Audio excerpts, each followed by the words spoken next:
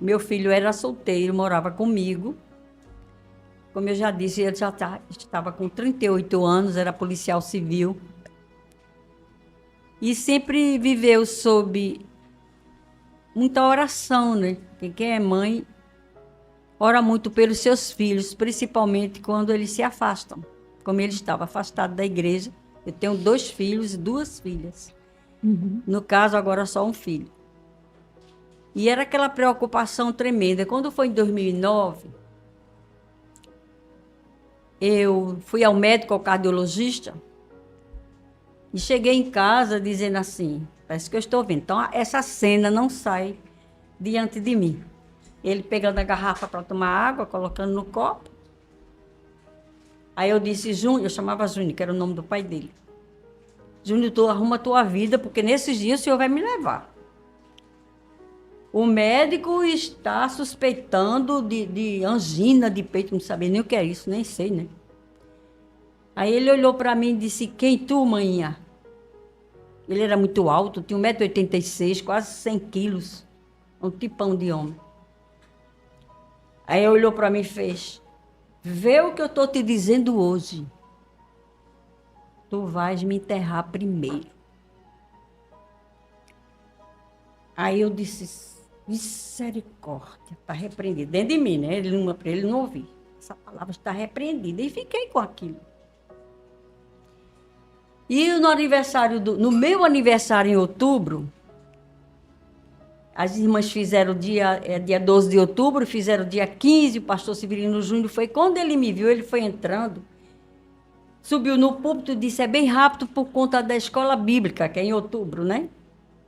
Eu vou ficar só um pouquinho. Aí deram logo a oportunidade a ele, claro. Aí ele leu, disse assim, eu não sei por que eu estou lendo esse versículo, irmã Luzinete.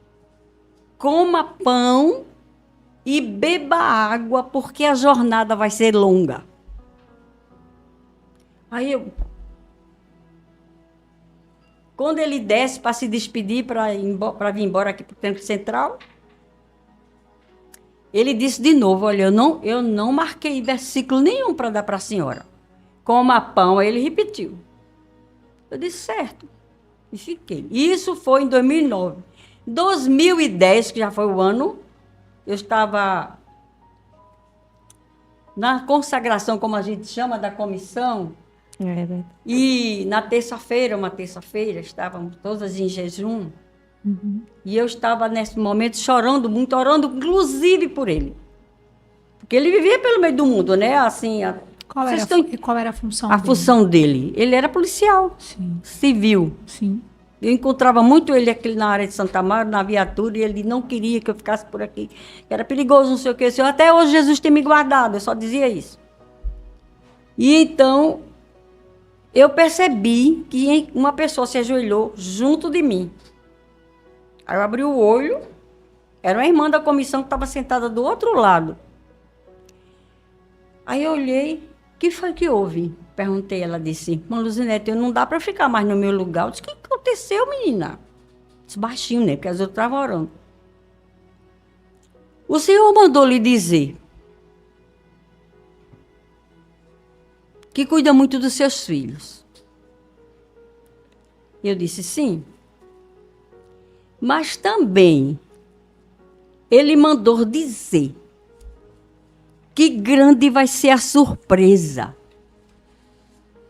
Prepara o lenço. Já começou a doer daí. Agora, livramento de morte. Aí eu fiquei chorando, ela levantou, voltou para o lugar dela. Eu sabia que era com ele. E eu comecei, aí eu pintei o meu quadro. Ele vai se envolver em alguma diligência, alguma coisa, e vai ser ferido, e vai para o hospital, e lá Deus tem um encontro com ele, e Jesus salva, ele volta. Eu achava que era assim. Mas não foi. Menos de um mês depois, eu acho, 29 de março, dia 27, no sábado, era ensaio do grande coral para o Congresso de Mulheres. Ele liga para mim, se aí tem almoço, ele estava de serviço, como a gente chama, né? De plantão. Aí tem almoço, mãe? Claro, sempre tem, né, menino? Vem-te embora. Aí ele almoçou, eu nem sabia que era a última vez, senão eu tinha feito tanta coisa. Deus não diz tudo. Deus não diz tudo. Aí ele disse, eu vou para aí, vou almoçar. Aproveitei, ele me deixou aqui na 7 de setembro, para o ensaio na congregação. Ele desci, aí se dá um beijo, aí dei um beijo nele, e foi o beijo de despedida. Fui para o ensaio, mas eu já senti uma angústia. Eu já senti uma angústia dentro de casa. Era como se eu não tivesse um lugar bom para ficar. E o Senhor disse isso à irmã. O Senhor me mostrou a senhora dentro da sua casa, para lá e para cá. Eu não contei a ninguém. A coisa era só minha, não era para contar. E então, nesse dia 27 do sábado, a gente se despediu. No domingo eu não o vi, né? Que ele saiu, né? Para passear com os amigos, essa coisa aí. E na segunda ele saiu da delegacia. Era 10h30 da manhã. Ele não falou mais comigo. 10h20, Silone. Silone trabalhava comigo na classe. Vocês estão daquela classe. Eu e Silone, né? Ficou depois Rosângela. Aí Silone liga, era 10h20. Não sei o que ela queria, alguma coisa da classe, eu não lembro, porque eu não estava assimilando nada. A comissão que eu fazia parte, que era vovozinha, já estava em João de Barros. Pedi para a vice-dirigente ir na frente, porque eu tinha que resolver alguma coisa. Ela, não se preocupe não, a gente vai. Mas eu não queria ir. E eu ficava assim, dentro do quarto, Senhor, por que é que eu não quero ir? A comissão já está lá, Jesus. Irmã Iracema está lá com as irmãs. E por que que eu não quero ir? Aí quando Silone liga, eu disse, eu nem ouvi, foi que ela nem lembro, foi que ela falou. Eu só disse assim, ora por Júnior. Eu estou muito preocupada com ele. Ela disse, eu vou orar agora. Desligou o telefone. E eu fiquei. Meio-dia liguei a TV. Quero não, desliguei. Eu estava assim, desse jeito. Completamente perdida, inquieta, sem saber a situação. E ele já estava morto. 10h30 ele saiu da delegacia, 11 horas ele estava morto.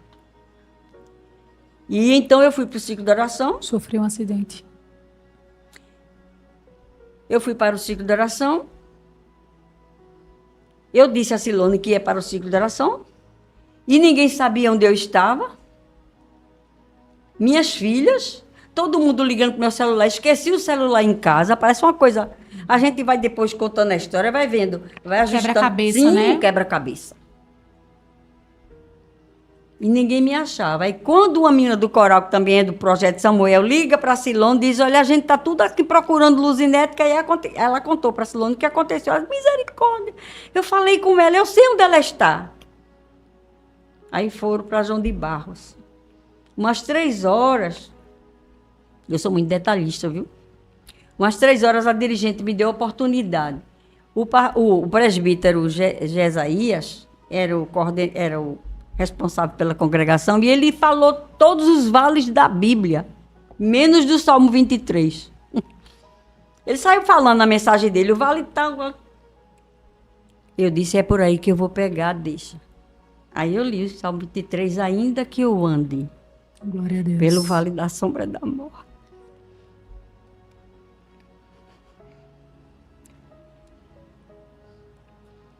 Não temeria mal algum, porque tu estás comigo. Aleluia. Tua vara e o teu cajado me consolam. São 2 elementos de consolo, é a vara e o cajado. Nisso já havia 2 carros em frente à congregação, me esperando para levar para o IML. E quando eu termino a palavra, aí a dirigente vem, aquele jeito, a vice-dirigente me abraçando, é uma mãezona. Irmã Luzinete, Cláudia está aí fora. Cláudia, minha filha. E não era Cláudia, era Keila.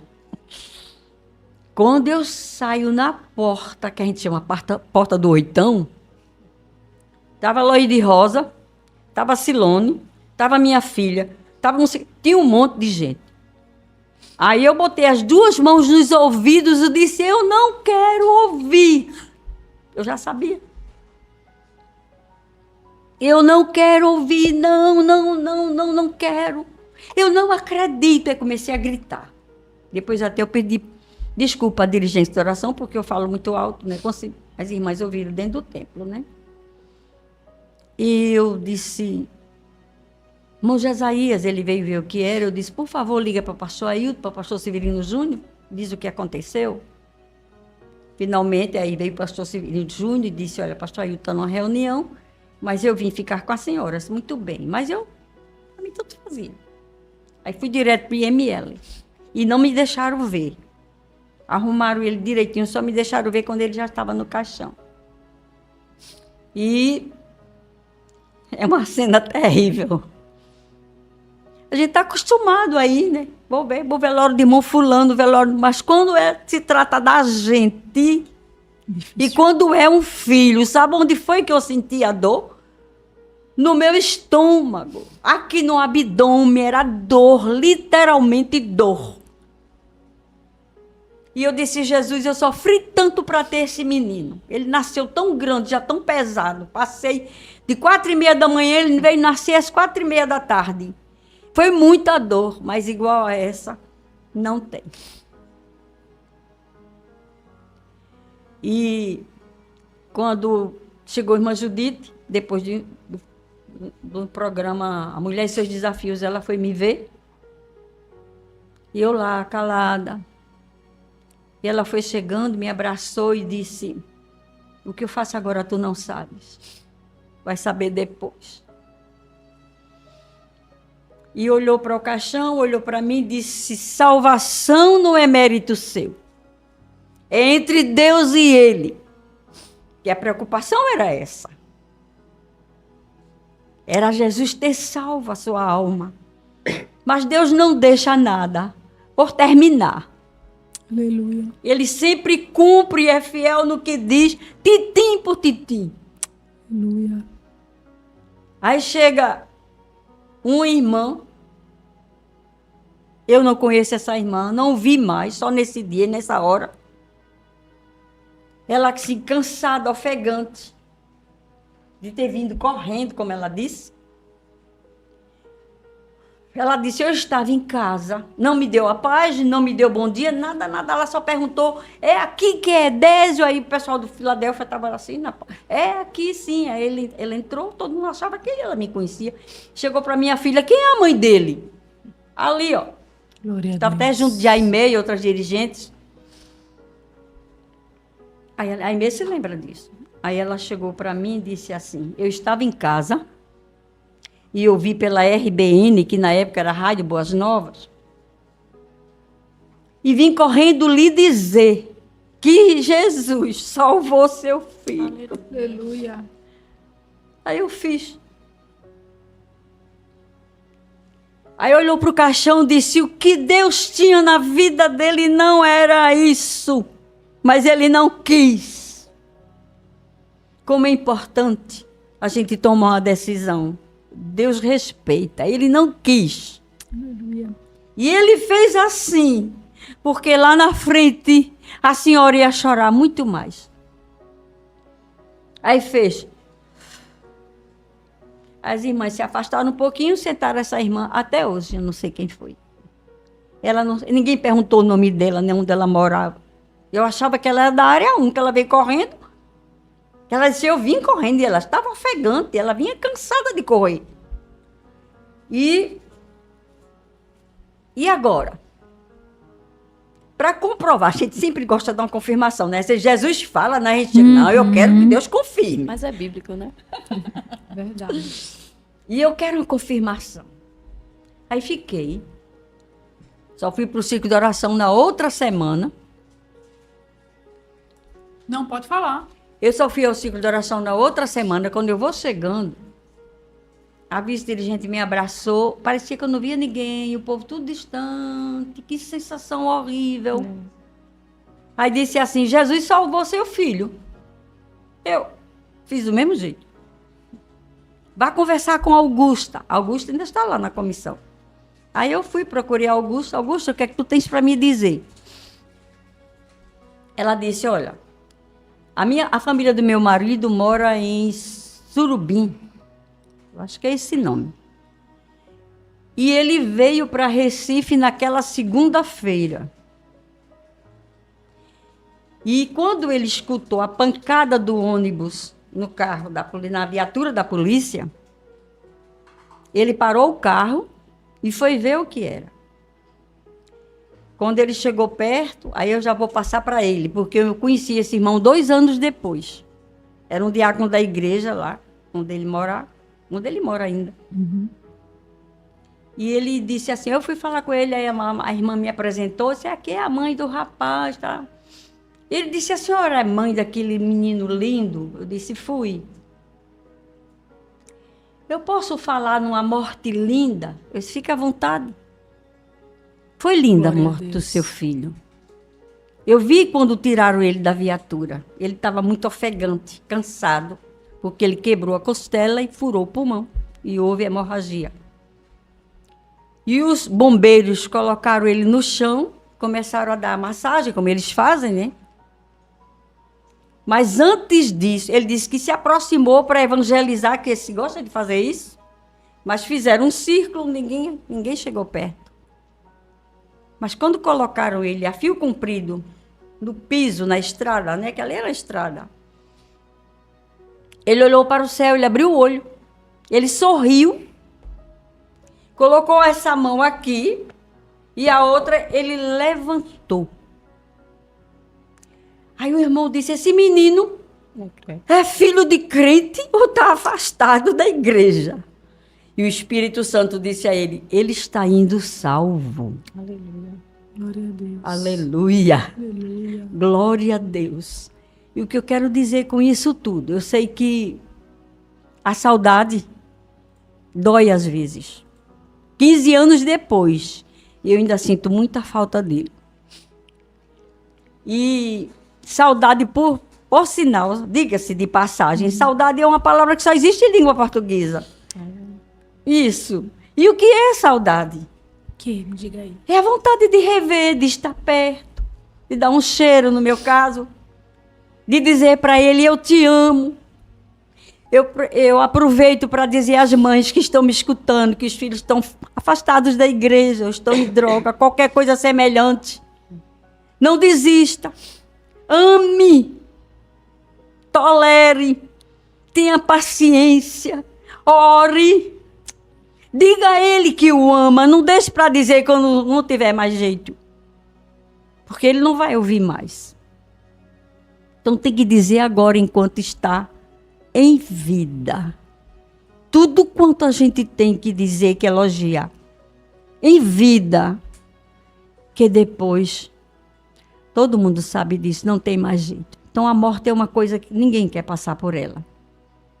Mas Salomão, em toda a sua sabedoria, disse que é melhor ir na casa onde há luto do que onde há banquete. Por que, Salomão? Porque lá, no luto, é que a gente vê o final de todo homem. E voltando para Edésio Júnior, eu tenho a certeza que vou encontrar com ele. Certeza absoluta que eu vou me encontrar com ele, porque o Deus a quem servimos, aquela criança que eu levei nos braços para a Santa Ceia, para ser consagrado, ele sempre foi do Senhor. Então, chegou o momento, Deus levou. Aí eu disse, no velório, eu pedi a oportunidade ao pastor Severino Júnior, falou o capelão da polícia, depois falou o pastor Severino Júnior, disse, eu quero falar. Agradecia, tinha muita gente, a Coral Filadélfia, presbíteros da área 1, as comissões, foi todo mundo. Aí eu agradeci o pessoal, só de Cavaleiro, onde ele trabalhava, veio um ônibus. Ele era muito querido, era bem assim, expansivo. E eu disse, Deus me deu.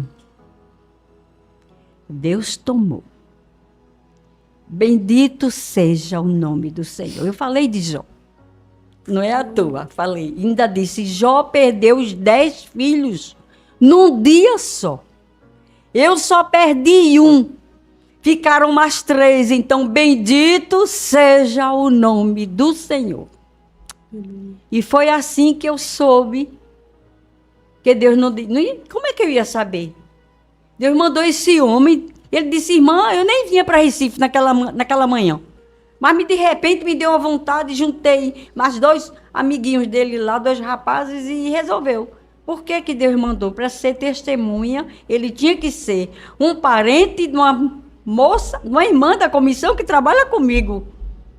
Para poder eu saber. Para eu saber, tomar conhecimento que Deus usou aquela irmã, levou lá no velório para me dizer que Jesus o salvou. Eu tinha como comprovar? Deus me conhece. Deus me conhece. Eu precisava que alguém dissesse, ele foi salvo. Para o coração ficar em paz. O coração, né, ficou. Coração de mãe. Oração de mãe. Eu não estou gabando as mães, nem colocando em primeiro lugar, não. Mas todas aquelas mulheres que oram, como diz pastor Ailton, quem ora sabe primeiro. É verdade. Porque Deus não deixa sem avisar. Então, meu nome é Maria Elvira, tenho 43 anos, hoje eu congrego na igreja IEQ de Vila Capixaba, igreja quadrangular de Vila Capixaba.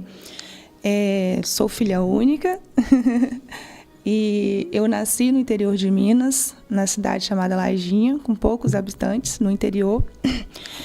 Cidade que eu morei até os meus 12 anos, né? Era bem interior. Eu nasci prematura, né? Não tinha nem 7 meses completo. Nasci pesando 900 gramas. O parto da minha mãe foi bem complicado. Até por esse motivo eu não tenho irmãos, porque seria muito arriscado ela ter outro filho. E o médico chegou a falar com minha avó que não teria como salvar nós duas durante o parto. Que teria que escolher, ou eu ou minha mãe. E graças a Deus, a minha avó, né, falou, doutor, eu quero que você faça o possível, eu quero que salve as duas. E graças a Deus, né, foi possível, Deus permitiu, né, Deus tinha minha história escrita, tinha que ser, né? Sim, e ocorreu, daí já começou o milagre na minha vida, né? E aí até os 12 anos eu vivi nessa cidade do interior, né, de Lajinha, de Minas. Com 12 anos eu tive que ir para o Espírito Santo, porque meu pai contraiu muitas dívidas nesse período, né? Infelizmente, naquela época, ele não tinha muito juízo, tinha muitos amigos que se diziam amigos e não eram, então ele contraiu muitas dívidas, ficou devendo muito, muito, muito. E eu e minha mãe tivemos que ir embora porque a gente começou a sofrer ameaça de agiotas, né? Então a gente teve que ir para o Espírito Santo, onde a gente foi morar com meu tio, meu avô, minha avó já estavam no Espírito Santo, que também são de Minas, estavam lá. E aí, com 12 anos, eu me vi morando nessa cidade, no Espírito Santo, vindo do interior, minha mãe trabalhando em restaurante de domingo a domingo. Eu tinha que ir para a escola meio que disfarçada, de óculos escuros, com medo dos agiotas descobrir onde a gente estava. Então, foi um período bem difícil, mas eu sempre gostei muito de estudar. Lá na roça, eu andava 5 quilômetros para ir para a escola. Andava 5 para ir, 5 para voltar. E não tinha nem mochila, carregava o caderno na sacolinha, sacolinha de arroz ali, soltando a tinta na mão. Mas ia. Mas ia. E hoje em dia, né, as crianças têm tudo e não querem estudar, gente. Meu Deus. E aí, foi uma fase muito difícil, dos 12 até os 18 anos. Eu trabalhava fazendo panfletagem para ajudar minha mãe, né, a gente morava assim, meio que de favor, os meus tios ajudaram muito a gente, minha avó também. E aí, quando eu fiz 18 anos, eu e minha mãe conseguimos comprar um pedacinho de terra invadida que tinha lá. Construímos um barraquinho de tauba. E aí meu pai apareceu, né, que ele ficou um tempo meio que sumido. Aí ele apareceu, as coisas já estavam mais amenizadas. E aí ele voltou para o convívio, né, comigo, com minha mãe. E eu e ela, a gente passou muita dificuldade, muita, de não ter o que comer mesmo. Sim. De, às vezes, ela olhar para mim, tirar do que ela tinha e me dar, e dela ir trabalhar passando muito mal, porque se ela não trabalhasse, não tinha o que comer. E eu fazendo panfletagem no sol quente. Ela não queria que eu trabalhasse nova, mas não tinha jeito, né? Precisava. E aí Deus, assim, foi tremendo. Com 18 anos eu consegui já um trabalho no hospital lá da cidade que a gente morava. De lá, desse hospital, os próprios médicos montaram uma clínica, me levaram para trabalhar com eles. Depois da clínica deles, uma outra pessoa me viu na recepção, me levou para trabalhar na empresa dele. Fiquei lá 12 anos, então Deus sempre proveu muito na minha vida, teve muito cuidado comigo. E nesse meio tempo, a gente morando nesse barraco de tábua, a gente não tinha nada, assim, era uma casa de tábua, não tinha nem repartição direito. E tinha, assim, né, era bem precário. A gente ficou alguns anos nessa situação. E aí, eu terminei o ensino técnico, né, ensino médio com 18 anos, em 99. Decidi não iniciar a faculdade logo para ajudar minha mãe e meu pai com a casa, né, construir a casa. Aí a gente comprou um terreno legal, aí começamos a construir a nossa casa do jeito que a gente sonhava, né. Só que, infelizmente, não tinha nenhum ano que a gente estava morando nessa casa, que nem tinha acabado ainda. Mas a gente já foi, né? Já dava para morar. A minha mãe, ela fumava muito. Meu pai e minha mãe. Meu pai bebia e fumava. Minha mãe só fumava. Sim. Muito. Tinha problema de pressão alta, tinha já depressão, só que naquela época a depressão praticamente ela não era tão conhecida, né? Não tinha um diagnóstico, sim, né? Sim. Então, na roça, então, não tinha médico. Era mais difícil mais difícil.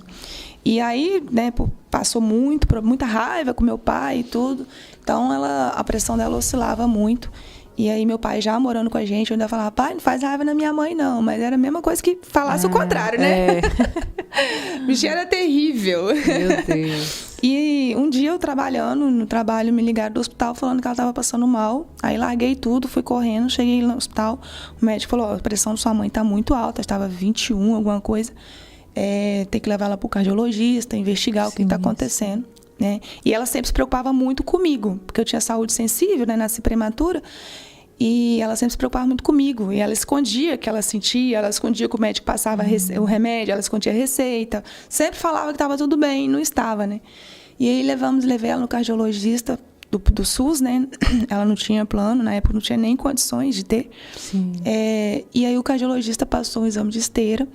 Ela não conseguiu terminar o exame. E o cardiologista diagnosticou que ela precisava perder alguns quilos, mais de 20 quilos, que ela tinha engordado muito. Por quê? Em toda essa dificuldade que eu cresci, ela sempre sonhou em fazer uma festa de 15 anos para mim. E chegou aos 15, a gente estava naquela situação, não teve como. Aí ela prometeu de 18. Chegou aos 18, ainda estávamos naquela situação, né? Vendendo almoço para pagar a janta. Nossa. E ela trabalhava numa casa de família que, às vezes, eu ia ajudá-la, né? E eu lembro que estava chegando meu aniversário de 18 anos, ela falou, filha, o que você quer de presente? A mãe não vai conseguir te dar a festa de novo. Infelizmente, seu sonho vai ser frustrado e o meu também. Mas eu não vou conseguir. Mas eu quero te dar um presente. Escolhe o que você quer. Você quer uma viagem, você quer roupa? Porque eu usava muita roupa ganhada, né? Não tinha condições muito de comprar. Aí eu falei, mãe, eu não quero presente. Meu maior presente, eu quero que a senhora pare de fumar. Porque eu já sabia que o cigarro estava fazendo mal para ela. Ela falou, tem certeza? Eu falei, tenho certeza. Ela, mas minha filha, você pode pedir qualquer outra coisa. Viajar, roupa, sapato, o que você quiser. Eu falei, não. Meu maior presente é ver a senhora sem fumar, a senhora com saúde. Sim. Ela falou, é isso mesmo? Eu falei, sim, é isso. Aquele dia, ela pegou o cigarro, jogou no chão, pisou em cima. Ela falou, nunca mais você vai me ver fumar. Eu falei, será? Ela falou, nunca mais, eu te prometo. E realmente, nunca mais eu vi minha mãe fumar. Foi muito amor. Todo mundo duvidava, mas ela conseguiu. Sim. Só que aí ela substituiu o cigarro por doce, chocolate, Coca-Cola.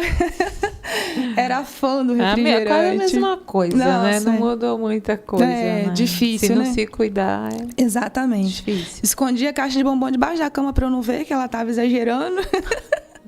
E aí o cardiologista falou para ela, Sebastiana, a senhora precisa perder no mínimo 20 quilos. A senhora está muito acima do peso, né? E vamos precisar fazer um exame, um procedimento chamado cateterismo. Naquela época, em 2005, não tinha acesso à internet, não sabia, né, o que era um cateterismo, o risco que corria. E a gente tudo pelo SUS, né? Não tivemos muitos esclarecimentos. Como era o procedimento. Não tinha nada, nenhum acompanhamento. Ninguém falava nada, também? Nada. A gente dava sorte quando conseguia marcar uma consulta. Você Sim, dormia sim. noites na fila para conseguir bem marcar uma difícil. consulta. Tinha que pegar uma ficha e virava Sim. noite e dia. E a gente conseguiu, até rápido, marcar esse procedimento. Já em 2005, eu estava com 24 anos. Ela era muito ciumenta. Nossa, filha única, imagina o ciúme que ela tinha. Meu Deus do céu. E a gente conseguiu marcar esse procedimento e ela estava bem. A gente bem, saímos de casa 5 horas da manhã, ela falando e tudo, bem, andando. Na nossa cabeça, seria um procedimento que iria trazer mais qualidade de vida e saúde para ela, né? Menos risco, né, de morte. Sim. Fomos para aquele exame. Ela não queria muito fazer, porque como ela sempre se preocupava comigo, ela queria deixar a saúde dela para depois. Eu falei, mãe, mas eu preciso da senhora. A senhora não pode morrer, não pode me deixar. A senhora é tudo que eu tenho, só sabe que meu pai não tem juízo. E eu preciso que a senhora se cuide. A senhora cuida tanto de mim, vamos cuidar da senhora. E ela foi fazer esse exame. Mas eu acho, parecia que ela estava sentindo, sabe? Dias antes, ela me falou que ela queria, se acontecesse alguma coisa, ela queria ser enterrada em Minas, voltar para nossa cidade. Falou que se ela morresse algum dia, não era para fazer autópsia nela, que era para deixar do jeito que ela... Sabe? Ela foi aos poucos dando sinais, assim, mas a gente nem passava, né? Sim. E aí, chegamos a fazer aquele exame, marcado para 7 horas da manhã. Chegamos 5 e pouca da manhã no hospital. E ela foi a última... Fomos a primeira a chegar e ela foi a última a fazer o exame. Isso foi gerando uma ansiedade nela e em mim também. Com certeza. Mesmo não sabendo o risco que oferecia, né? E nisso, ela entrou para fazer o exame. Na hora que ela entrou, que falaram que eu não ia poder entrar com ela, ela voltou e tinha uma senhora na recepção com a gente que estava esperando a filha dela. Ela falou com a senhora, olha, toma conta da minha filha para mim, porque às vezes ela passa mal um pouquinho, que ela é um pouquinho ansiosa, e vê se ela vai comer alguma coisa, se ela vai tomar água. A senhora, olha ela para mim, tá? Aí a senhora, não, pode deixar. Eu falei, mãe, pode ir tranquila, vai fazer seu exame, que eu vou ficar bem para esperar a senhora. Aí ela foi, quando ela passou a porta, ela voltou de novo e me deu um abraço. Foi o último abraço que eu recebi dela. Sim. Naquele dia. É difícil não chorar, Eu viu? sei. Eu me lembro perfeitamente, assim, o rostinho dela, Sim. o último sorriso, o último adeus. Não tem como esquecer. Não tem.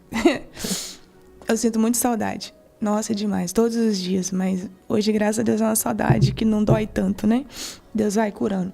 E aí ela entrou. Passou-se uns 40 minutos. A moça da recepção falou para eu preparar a internação dela, que até então não estava previsto dela ficar internada. A moça falou para preparar a internação, que ela ia precisar fazer angioplastia.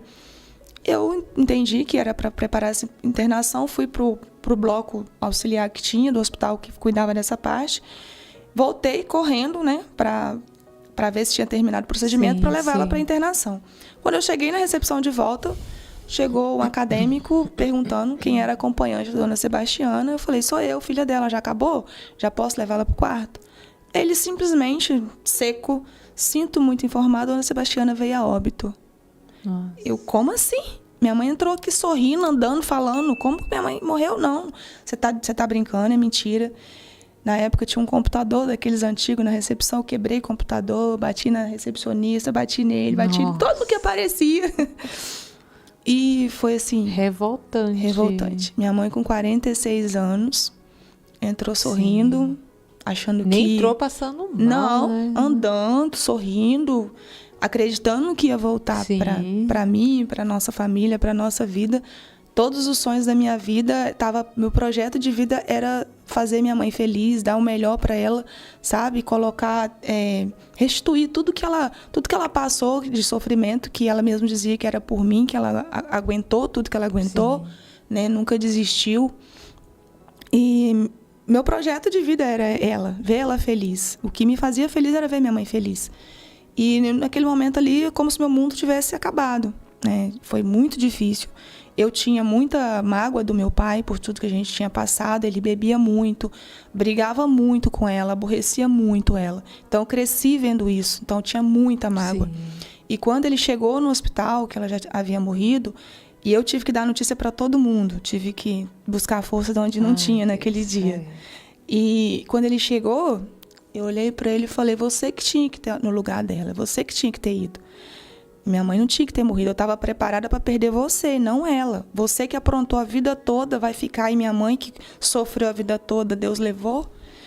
E você na época, revoltada. Fiquei revoltada. Na época a gente era católica, e a gente ia na igreja, a gente dizimava, a gente tava todos os dias, não éramos aqueles católicos que falavam que ia e não ia, não. A gente, sabe, minha mãe era uma mulher de muita fé, né? E eu acredito que Deus é um só, né?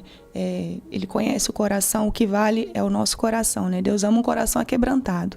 Então, ela era uma mulher de muita fé. E eu me revoltei com Deus. Até aquele momento, até aquele dia eu era apaixonada com Deus. Eu ainda não servia hoje como eu sirvo sendo evangélica, mas eu já tinha muita fé. Minha mãe cresci com muitos princípios que ela me deixou, né, me ensinando o que era certo, o que era errado. Ela sempre falou, seu nome, mantenha seu nome limpo sempre. Tudo que você for fazer, faça bem feito. Se você se propôs a fazer, faça bem feito. Não importa quanto você ganha, em que você trabalha.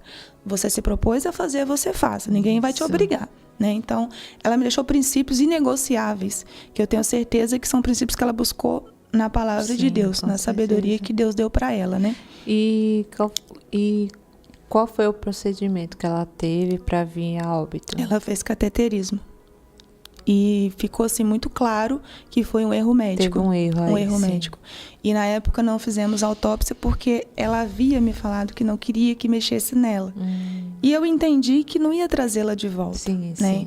Então eu falei, não vai resolver. Não vai trazer dinheiro, não vai suprir isso que ficou. Que você ficou ali, né? Entre aspas, na minha cabeça eu tô respeitando o que ela pediu. E ela ficou muito linda, serena. Sim.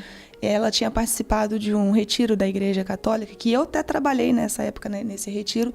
Levei ela nesse retiro e ali eu tenho certeza que Deus curou muito, porque ali houve um momento de perdão que ela perdoou esses amigos do meu pai, que na época estavam ali com ele. Eu, com 3 anos de idade, eu presenciei meu pai com arma na mão, com um amigo querendo dar um tiro na minha mãe, com 3 anos de idade. Isso por bebida. Tudo bêbado. Tudo bêbado. E ela era brava, sabe? Sim, sim. Então ele dava mole. Não, ela descobria tudo e eles chegaram bêbado e ela foi enfrentar. O cara, mata essa mulher agora. E meu pai mirou a arma, ela abriu a blusa. Ela não tinha medo, não. Ela abriu a blusa. Eu lembro, eu tinha 3 anos de idade. Ainda você lembra? Lembro. E aí, na hora que ela abriu a blusa, assim, ela desmaiou. Ela se enrolou todinha. E aí levaram ela pro hospital e eu tive minha madrinha, que foi a segunda mãe para mim. Sim. Esse foi um período muito difícil na minha infância. Sofri abuso, né, de pessoa que eu não esperava, né? Depois que a gente entende que quem era para cuidar é quem, né? Infelizmente. Quem feriu. Quem feriu, né? Exatamente. E aí, nesse dia, assim, eu sei que quando ela fez esse retiro da igreja lá, ela houve perdão. Ela teve a libertação, ela encontrou realmente, assim, cuidado de Deus, o amor. E minha mãe, foram acho que uns 8 meses depois desse retiro que ela morreu. Mas eu tenho certeza que hoje ela... Ela foi no retiro antes. Houve esse trabalho do perdão. Houve. Sim. Ela saiu leve desse retiro. O olho dela brilhava. Foram os 8 meses mais bonitos da nossa vida, assim, que eu vi ela não chorando todos os dias, porque minha mãe chorava muito. Minha mãe se trancava no quarto, ficava semanas, às vezes. Pelo seu pai? Sofrendo. Porque era muito sofrimento, era muita dificuldade, muita traição, muita coisa, muita falta das coisas. E foi muito difícil para ela todo o processo. Sim. E como não tinha conhecimento que era depressão, não fazia um tratamento, né? Então, foi muito difícil. E aí, quando ela morreu, eu senti que ela descansou, deu para ver assim, ela muito em paz e leve, né? Que a falta de perdão, ela adoece a gente, afasta a gente de Deus e adoece, né? E eu entendi isso, mas eu me revoltei com Deus, porque não achei justo levar a minha mãe. Porque eu falei, poxa, eu trato minha mãe bem, faço tudo por ela, um monte de filho bate na mãe, e Deus deixa, eu que faço tudo pra minha mãe, queria poder dar o melhor pra ela. Eu lembro de que eu dei um fogão pra minha mãe deu um pulo, sabe? Parecia que tava ganhando um carro, porque a gente não tinha, então o mínimo era já muito, sabe? E eu falei, Deus não existe, Deus é injusto, Ele não me ama, mesmo sendo da Igreja Católica, eu servia, a gente fazia trabalho. A Igreja Católica faz muita festa para arrecadar dinheiro, né, para fazer obra e tudo. Sempre trabalhei, sempre ajudei em tudo. Eu falei, que Deus é esse que eu estou ajudando, que eu estou servindo, que eu estou falando? Não existe. Ele é um Deus enganoso, ele não me ama, ele não gosta de mim. Você não podia falar de Deus comigo durante quase 10 anos. Eu não queria saber de Deus. E aí, nesse período da morte dela, eu me lembro que na missa de 7º dia, eu cheguei em casa, meu pai estava muito bêbado. E ele queria até me bater para eu calar a boca, porque eu estava chorando ainda a morte da minha mãe. Então, você imagina Meu Deus, perder a mãe, sendo filha única. E revoltada com o pai, revoltada com Deus. Foi muito difícil. E nesse meio tempo, ele arrumou já outra mulher. Na verdade, ele assumiu uma pessoa que ele já conhecia. E eu não aceitei. Com a sua mãe, ele já conhecendo outra sempre mulher. teve outros relacionamentos. E ele assumiu a pessoa bem mais nova. Eu não aceitei. Não aceitava. Ele nunca tinha me batido. Meu pai nunca me bateu. Mas por conta dessa pessoa, ele começou a ficar mais agressivo comigo. Bebia muito mais. Sim. Eu entendo, né? Hoje eu entendo que também era uma forma dele sofrer, né? Mas não forma sabia. Errada, né? Mas errada. era a forma Isso que ele aí. achava. Exato. Era uma fuga, né? Que ele estava o tendo. inimigo abriu uma brecha e ele entra. Isso aí, sim. Exatamente. E aí eu decidi morar sozinha. Me mudei. A gente morava em Viana, que é uma cidadezinha no Espírito Santo também. E aí decidi morar em Vitória, sozinha. Nesse meio tempo, a gente já tinha essa casa que a gente tinha construído. E eu decidi alugar a casa. Eu falei, você não vai morar na casa que praticamente eu e minha mãe fizemos. Tudo bem que o senhor ajudou um pouco, mas o senhor não vai colocar outra mulher aqui dentro. E aí eu aluguei a casa e fui morar em Vitória. Ele alugou outra casa e foi morar com essa mulher, que não ficou com ele nem um ano. Não queria saber de nada sério. Só fez ele se endividar ainda mais e beber mais. E aí depois que eu deixei ele, que essa mulher largou, e meu pai ficou igual um andarilho, todo sujo, porque eu e minha mãe fazíamos tudo na mão, né? Lavava, cozinhava, dava até comida na mão. E de repente ele se viu sem nada, sem mulher, sem filho. E aí foi um processo muito difícil. E aí eu morando em Vitória, eu comecei a fazer faculdade, morando sozinha. De repente eu me vi sem mãe, fui morar longe da família, que em Viana eu morava perto dos meus tios, né? Que eram irmãos da minha mãe, minha avó. E aí fui morar numa cidade que eu não conhecia ninguém, sozinha, perdida. E comecei a faculdade, fui promovida no trabalho. Agradeço muito essa empresa que eu trabalhava na época, me deu muito suporte, sabe? Eu não tinha nem dinheiro para o funerário da minha mãe, não tinha direito. E essa empresa me ajudou muito, meu tio me ajudou muito. E Deus, né, sempre na frente. Mesmo quando a gente se revolta com ele, ele cuida da gente, né? E eu comecei a fazer faculdade e Quando eu fechei o caixão da minha mãe, eu prometi para ela que eu ia conseguir, que ela podia descansar em paz, que eu ia conseguir seguir minha vida honestamente, que ela ia ter muito orgulho de mim, né?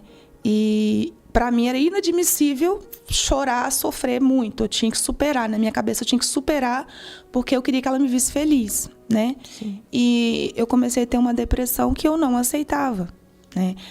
A gente ouvia naquela época, ainda hoje eu ouvo, mas naquela época bem mais, que depressão era frescura, que pobre não tinha direito para ter depressão, não tinha tempo para ter depressão, né? Eu mesma tinha esse preconceito. E aí eu comecei a ter sintomas muito graves, uma tristeza, começava a chorar, uma angústia, um vazio, mas eu não queria aceitar tratamento. Até que um dia eu coloquei o vestido da minha mãe e fiquei 12 horas sumida. Foram me achar quase 18 quilômetros depois da minha casa, toda suja, tipo, eu saí de casa de manhã, foram me achar à noite, desnorteada. Segundo o médico, né, o psiquiatra da época, falou que eu estava em surto, saí de Vila Velha para Viana, que é a cidade. Lembra? Não lembro. Só lembro de quando me acharam. Eu estava sentada perto de um orelhão. Uma amiga me achou, eu estava sentada perto de um orelhão. Mas como eu cheguei, nada, não me lembro. E aí, nesse dia, decidiram me internar numa clínica. Né? A médica falou que não tinha jeito, eu estava dando muito surto. Ainda fiquei uma semana em casa. Na época, tinha uma pessoa, né, um namorado meu ex-noivo, que me ajudou muito, ele e a mãe dele. Sou muito grata a Deus pela vida deles, me ajudaram muito. Fiquei uma semana em casa, mas dando muitos surtos. Chorava, meu humor, ao mesmo tempo eu estava bem, do nada eu começava a chorar, via coisas e meu coração acelerava, sentia angústia, chorava, falava que queria morrer e desmaiava. sintomas muito, muito sérios, né? E aí a psiquiatra achou melhor me internar, falou que estava perigoso, que a qualquer momento eu podia tirar a minha vida, eles podiam ter um descuido e eu tirar a minha vida. E aí fui internada numa clínica psiquiatra. Fiquei 21 dias, gente, fiquei amarrada. Fiquei alguns dias amarrada. Porque eu só você podia... tentava fugir ou tentar fazer Tentava fugir, tentava... O que tinha na frente, eu queria tirar a minha vida. E eu só podia falar com meu pai e meu ex-noivo na época uma vez no dia por ligação. Tinha que escolher um ou outro. Aí tinha os dias de visita. Eu lembro que meu tio foi me visitar, meu pai e essa pessoa que estava comigo. E aí com 21 dias nessa clínica, depois de amarrada e tudo, eu arrumei confusão lá e tive uma alta administrativa, né? Que quando você briga, alguma coisa assim, você não pode continuar internada.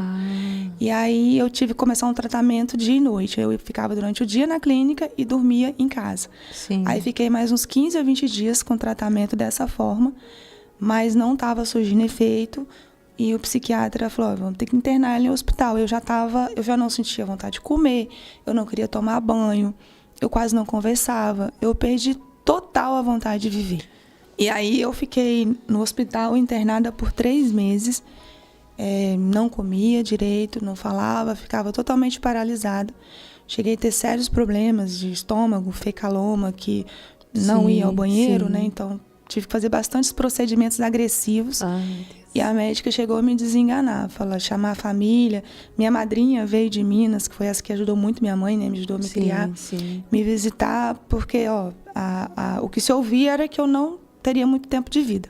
Não tinha vontade de viver. Você não comia nada? Não comia, não. Eu vegetei. Durante muito tempo eu vegetei. A minha depressão, a depressão que eu tive foi o nível, acho que, máximo que você chega, assim. Tentei tirar a vida por 3 vezes que eu me recordo, assim. E desse hospital eu fiquei 3 meses. E um dia meu pai chegou nesse hospital chorando, pediu para eu, dizendo que me amava, pediu para eu perdoar ele, que se eu perdoasse a partir daquele dia eu seria a coisa mais importante da vida dele. Eu conseguia ouvir as pessoas, mas eu não conseguia falar, mas eu me lembro dessas palavras dele e aquilo ali começou a me dar um pouquinho de força para começar a reagir. E aí eu fiquei por mais uns 10 dias no hospital, já consegui ter alta, fui para casa, tive que trancar a faculdade e aí fui para casa. Na época eu morava em frente à casa do meu ex-noivo. E aí fui para casa dele, ele e a mãe dele me ajudaram muito, me dava banho, me dava comida na boca, me levava no médico.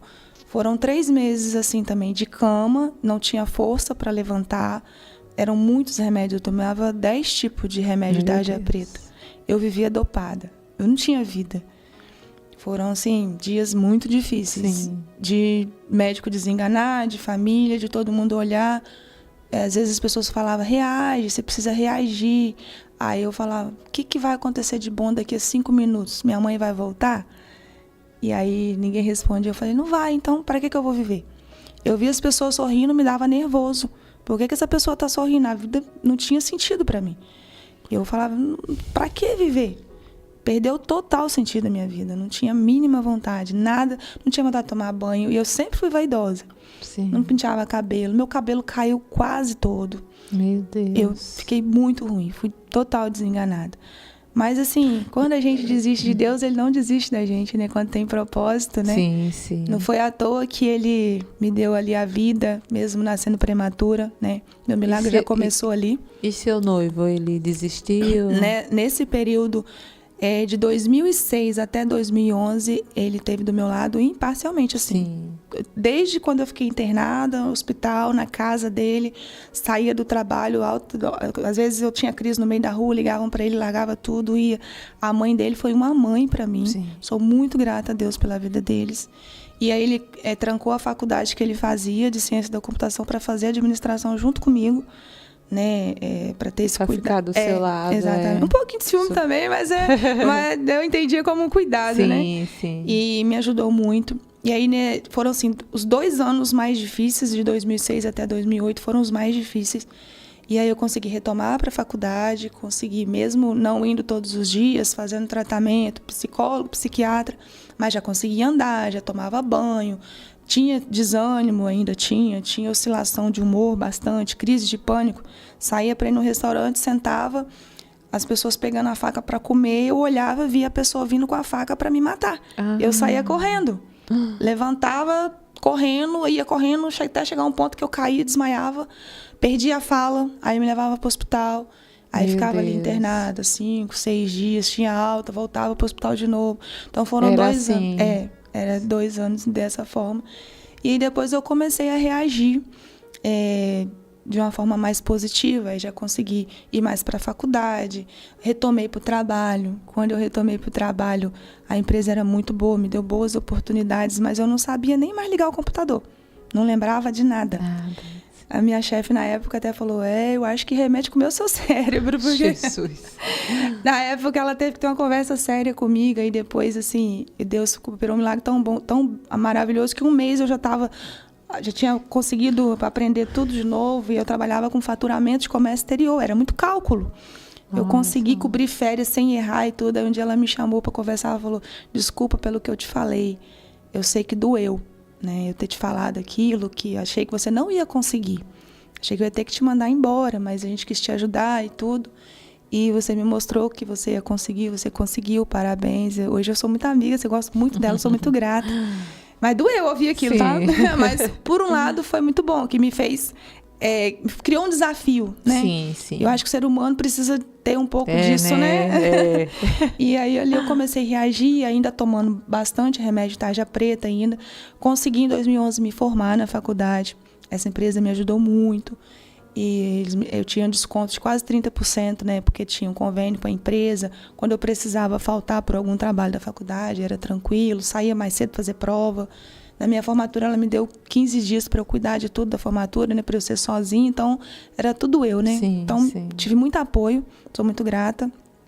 E consegui me formar em 2011, preparando para casar, né? De comprar apartamento e tudo. E, de repente, do nada, relacionamento acaba. Acabou. E eu não entendi muito porquê na época. Simplesmente, não confio mais em você. E eu, por quê? Minha vida era casa, trabalho, faculdade. Era muito ciúme. Muito ciúme.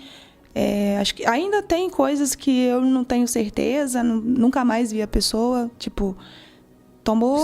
Sumiu, bloqueou, acabou. Eu morava em frente, como ele não quis saber, me entregou... Eu, tipo, tinha algumas coisas na casa, minha na casa dele, ele me entregou e falou, não confio mais em você, acabou aqui. A gente tinha comprado apartamento já. Meu Deus. E aí eu sempre fui muito orgulhosa, assim, de não invadir o espaço da pessoa. E fiquei 1 semana ali ainda morando em frente à casa dele, tentando contato, nada. Falei, vou mudar daqui, porque né, vou ficar fazendo o quê aqui? E aí me mudei, fui morar em Cariacica, onde eu moro hoje. E ele, irredutível, não queria assunto, não atendia ligação, nada. Tipo, falei, vou fazer o quê? Vou respeitar, vou seguir. Só que eu ainda estava muito sensível com tudo que estava passando. E aí isso eu já estava com 30 anos. Eu nunca tinha bebido, nunca tinha fumado, não sabia, né, nada. Nunca tinha saído sozinha para uma balada. Não sabia o que era uma balada. Com 30 anos.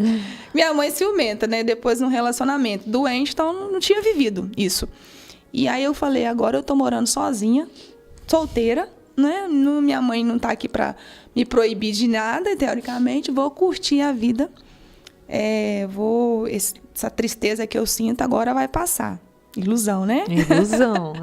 Ilusão, doce ilusão, que depois fica bem amarga. E aí, foi de 2011 até 2017, muita bebida, muita balada, de segunda a segunda.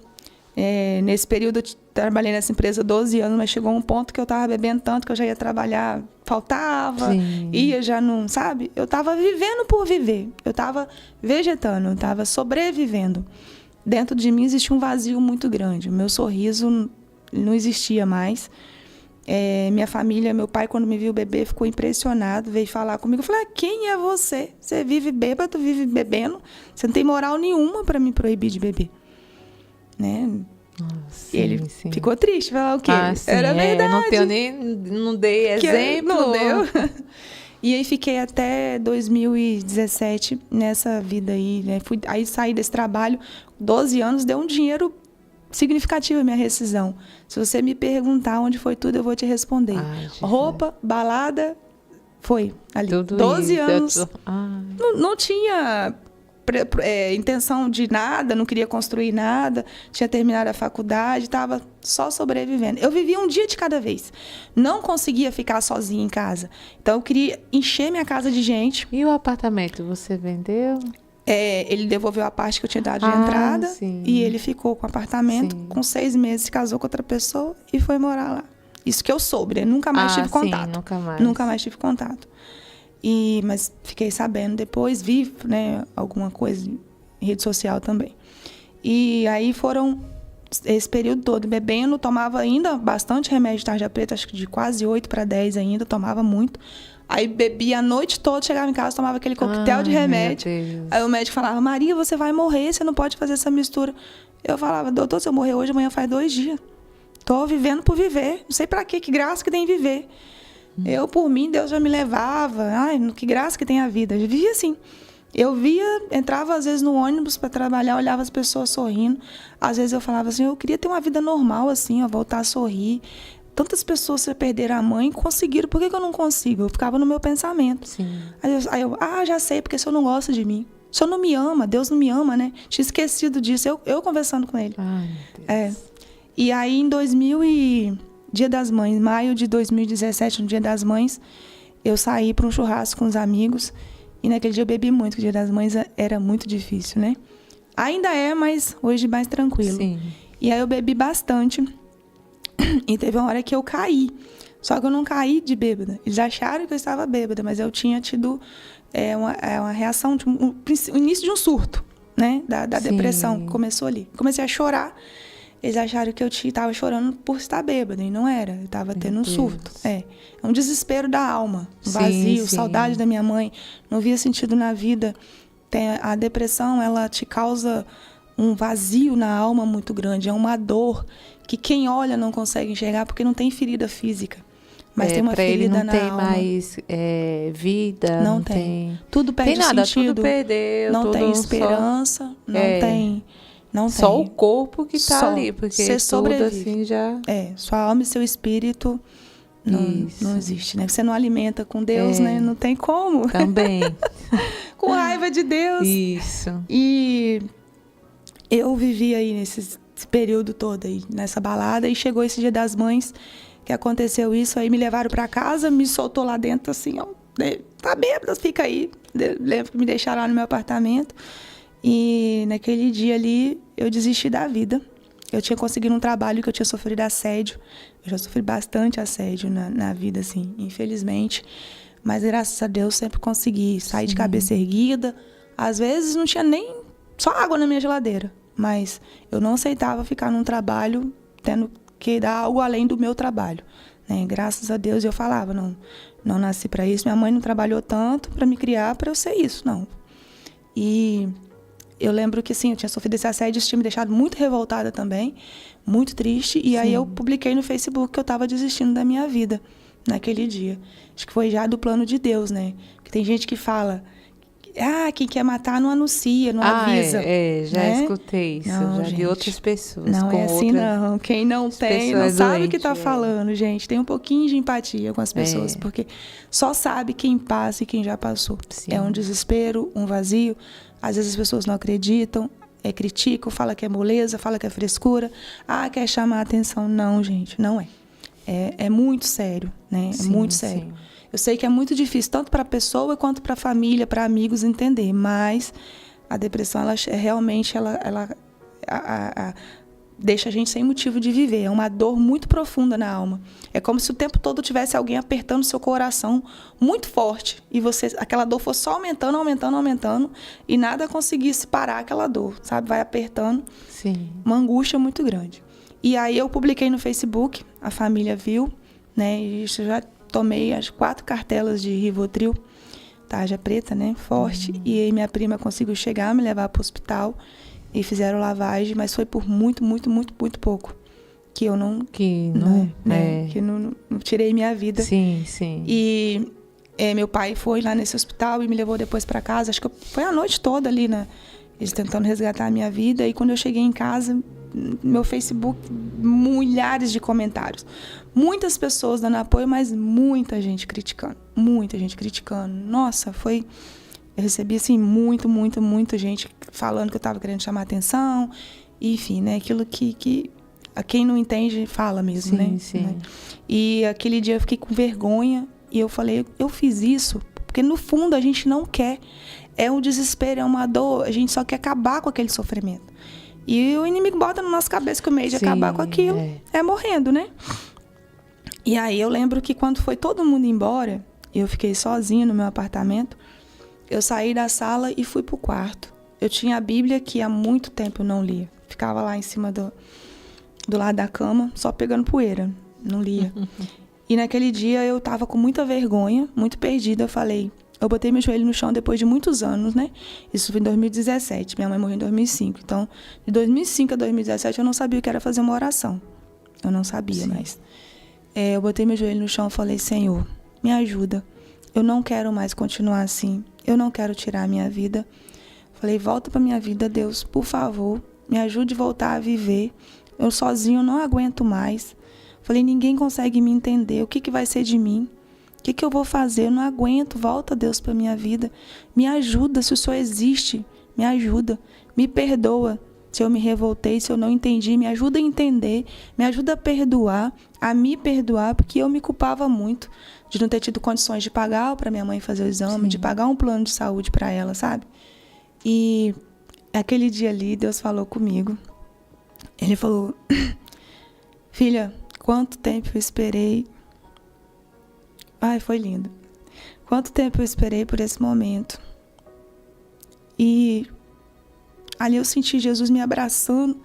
Meu quarto estava escuro, assim, é como se eu estivesse vendo aquela luz, assim. Ele com os braços abertos. E quando eu olhava para ele com os braços abertos, eu comecei a sentir uma paz que há muito tempo eu não sentia. E aí eu lembro que quando eu abracei Jesus, assim... Olha, ai meu Deus, foi um dos momentos mais lindos. Não tem como explicar. Ainda sente, né? Eu comecei a sentir aquela paz. Ele falou, filha, você vai passar um processo muito grande. Eu vou te devolver a vida. E você vai passar um processo difícil, mas confie em mim que eu estou contigo. Eu desafiei Deus ainda. Eu falei, só vai voltar para minha vida depois de tudo que eu fiz, tudo que eu bebi, aprontei, né, bebendo. Graças a Deus nunca fiz nada, né, contra a lei, nada assim, não. Mas beber, sair todo dia, né? Você vai voltar para minha vida. Só acredito que o Senhor vai voltar para minha vida se o Senhor me ajudar a parar de tomar esse monte de remédio. Lembro que eu peguei aquele monte de cartela, que era um coquetel, assim, né? Só se o Senhor me ajudar, eu não aguento mais ficar dopada. Todo mundo fala que eu não tenho mais cérebro, que eu fico flutuando. E eu só vou acreditar que o Senhor está voltando para minha vida se o Senhor me ajudar. Ele falou, filha, confia em mim. E eu falei, tá bom. Naquele dia ali, começou um processo. Deus falou que ia tirar muita gente da minha vida. Porque eu enchi minha casa de gente, porque eu não sabia ficar sozinha. Me dava desespero ficar sozinha. Aí eu fazia social, comprava bebida, fazia churrasco, fazia... Pra encher a casa, para não ficar sozinha. Tinha uma carência de ter pessoas, né? Tava vazio o coração. E naquele dia Deus falou que ia começar a tirar pessoas e eu entendi que eu ia passar esse processo. Sim. Mas para mim nada era pior do que aquilo que eu estava vivendo. Aquele vazio, aquela escuridão que eu estava vivendo. Eu estava vivendo na treva. Não tinha vida. Então tudo que eu entendi que Jesus estava... Que eu estava passando, mas que era necessário... Que eu acreditei, porque aquela paz que eu senti quando eu abracei, eu acreditava que eu ia continuar sentindo, que eu ia continuar sentindo aquilo ali que há muitos anos eu não sentia. Então eu comecei a entender, Deus foi tirando pessoas e em 6 meses ele colocou a médica certa, que o meu psiquiatra na época já tinha me desenganado, falou que eu tomava remédio pro resto da vida e todo mundo desacreditado, que eu ia ser aquela pessoa ali dopada pro resto da vida e eu mesma desacreditada. E ele colocou uma psiquiatra maravilhosa que hoje ajuda, né? Algumas pessoas que eu conheço, que eu indico para fazer o tratamento com ela também, tem conseguido sair dessa. E em 6 meses eu consegui começar o tratamento de desmame dos remédios. Deus colocou as pessoas na minha vida, irmãos, né, da igreja evangélica, que eu na época falava, não gosto de crente, achava que era tudo teatro. que crente era teatro, era mentira, que aquilo não existia. E aí uma amiga que eu estava dividindo apartamento pediu para um pessoal de uma igreja fazer uma visita lá em casa. Sim. Falei, tá, tudo bem, pode trazer. E aí, quando as meninas chegaram, eram 4 mulheres, eu deixei elas sentadas no sofá e sentei no chão. Eu me lembro perfeitamente que elas sentaram no chão e começaram a cantar um louvor. Eu comecei a olhar para elas e eu lembro perfeitamente, era como se tivesse o inimigo desse lado e um anjinho desse lado. Falava assim, olha para elas pensam que elas são melhor que você? Não, manda elas calar a boca, manda elas embora. O que ela tá fazendo aqui? Aí do outro lado, não, ouve elas. Você precisa disso. Deus está aqui. E o outro lado, não, manda elas embora, olha que monte de mulher. Elas são melhor que você, não. Eu me vi numa luta. Meu Deus. Elas cantando os louvores e eu naquela luta ali. Sim. E comecei a sentir uma coisa que não sabia explicar. Daqui a pouco eu caí no chão, elas começaram a orar. Ali eu acredito que começou um processo de libertação muito grande. E dali em diante eu comecei a visitar a igreja evangélica. Participei de um encontro em 2018, chamado O Impacto das Mulheres.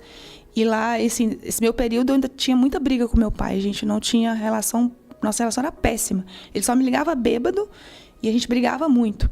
E aí eu fui para esse retiro, mas mesmo brigando, nesse retiro eu fiquei sem telefone e eu senti falta dele. Senti muita saudade, 3 dias sem falar com ele. E aí teve um momento especial que eles entregavam pra gente algumas lembrancinhas dos familiares. E eu já não me sentia amada por ninguém, né? Eu sentia um vazio muito grande.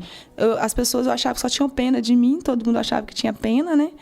E quando eu recebi uma carta do meu pai, que não sabe ler, não sabe escrever, pedindo perdão, e que ele tinha vergonha por não saber ler e escrever.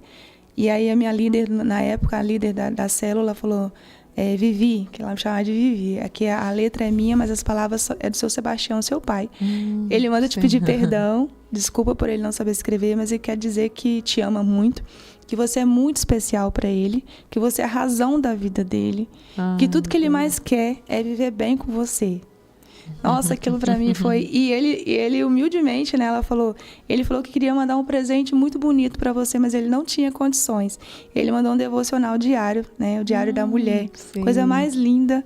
E até hoje eu leio todos os dias. E aquilo ali, meu coração se alegrou, que Deus já tinha, durante esse retiro, tratado o meu coração. Muita libertação, muito perdão. Entendeu o porquê de tudo. E tudo que eu mais queria naquele dia era abraçar meu pai. Minha intenção era chegar na igreja, tinha o culto de chegada, e depois ir lá em Viana vê-lo, né? Dar um abraço nele. Chegamos na igreja, subimos pro altar, todo mundo, as mulheres. Quando eu tô lá no altar, olho no fundo do bebedouro, lá no fundo da igreja, aquele cabeça branca lá, eu falei, não acredito. E meu pai não gostava de igreja, que milagre é esse, Senhor? Aí eu falei com a pastora, ela chama ele lá, meu pai subiu no altar. E a gente teve um momento de perdão ali no altar. Foi um dos momentos mais lindos da nossa vida, assim, muito especial, sabe? E ali de 2018, a gente começou a ter uma relação de verdade, de pai e filha, com amor, com carinho, com respeito, que minha mãe, mesmo meu pai com todos os erros, ela falava, ele é seu pai, você não pode brigar, você não pode falar e nem desrespeitar. Eu sou mulher, eu tenho esse direito, você não. Você, como filha, você tem que amar ele todos os dias da sua vida e respeitar ele. Mas eu tinha mágoa por muita coisa que ele fez ela passar. Muita coisa, né, errada. E naquele dia ali eu decidi deixar tudo para trás, em vez de ficar culpando, reclamando. Entender que ele deu o melhor que ele tinha, que ele recebeu aquilo ali. Ninguém pode dar mais do que recebe. Então, era a forma que ele tinha, né? E não me cabia julgar. Cabia a mim tentar o quê? Dar amor para receber amor.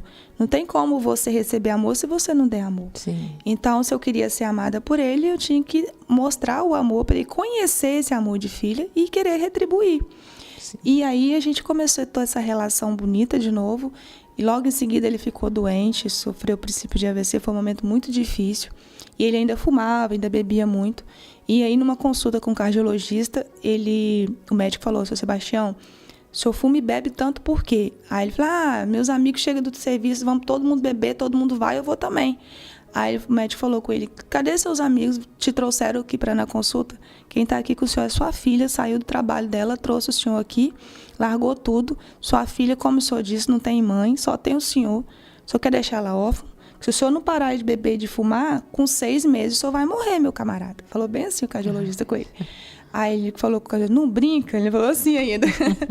Aí ele falou, Aí a lágrima desceu nos olhos dele. Aí o médico falou, olha, tô falando de verdade com o senhor. Com 6 meses, não dou mais 6 meses de vida pro senhor, se o senhor não largar a bebida e o cigarro.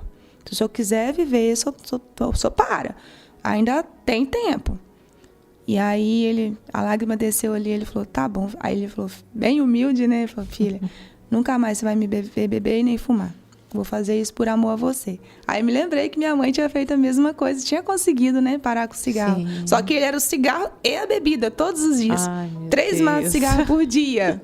3 maços. Meu Deus. 3 era maços. Você não via muito, ele sem né? cigarro. Ele tirava um... E já colocava. Era o tempo todo assim. Daquele dia adiante, não vi mais meu pai fumar e nem beber. E eu comecei a fazer o curso de teologia. As portas se abriram, comecei a aprender. Até que chegou um dia que a aula que eu mais esperava era a aula de hermenêutica. Quando eu sentei para fazer a aula de hermenêutica, meu telefone toca. Quando o telefone toca, minha mãe, Anne, corre aqui. Quando eu cheguei em casa, meu filho dentro da viatura, meu filho mais velho dentro da viatura. Meu Deus. Aí eu pensei que eu ia chegar lá, ia liberar ele, mas não. Levaram ele para a delegacia de menores. E eu disse, meu Deus, e agora? Meu filho vai ficar preso. Ele se juntou com os amigos, foram para o centro da cidade e lá roubaram uma corrente. Meu Deus. Na hora que roubaram a corrente, a polícia, a vítima reagiu com um amigo do meu filho que tomou a corrente. Quando a vítima reagiu, meu filho sempre foi muito a minha cara. Me puxou a mim, brigão. Aí ele entrou na briga para defender o menino. Quando começou a defender o menino, os amigos foram embora e ele ficou brigando com o cara, a polícia chegou. Olha. Foi preso. Aí passou a noite inteira lá. Meu coração apertou, porque a gente cria o filho da gente com tanto amor, com tanto cuidado, para eu deixar meu filho lá dentro de uma delegacia detido. Quantos anos lá que ele tinha? Nesse tempo, ele estava com 16 anos. Adolescente. 16 anos. E eu disse, meu Deus, a gente ama, a gente cuida, eu vou ter que deixar meu filho aqui com esses bandidos. Eu tive que voltar para casa e deixei ele lá. Deixei ele lá e vim embora. Vim embora para casa. Foi uma das noites mais terríveis da minha vida. Pensando em agora, como é que vai ser com meu filho lá preso? Será que ele vai descer realmente para o presídio? Sim. Para a FUNASE? Aí no outro dia eu fui para audiência de custódia. Eu disse, Deus, eu não tenho advogado, mas entra comigo. Quando eu entrei, ele estava sentado. Eu sentei do lado dele e eu disse, Jesus, fica aqui. Perguntaram, você tem advogado? Eu disse, não. Fizeram audiência e na hora a juíza disse, pode liberar ele. Quando eu disse pode liberar, tem umas meninas oficiais que ficaram com o braço cruzado. Tem certeza que pode liberar ele? Aí ela, pode liberar. Tem certeza, doutora? Tenho. Libera ele, manda ele para casa.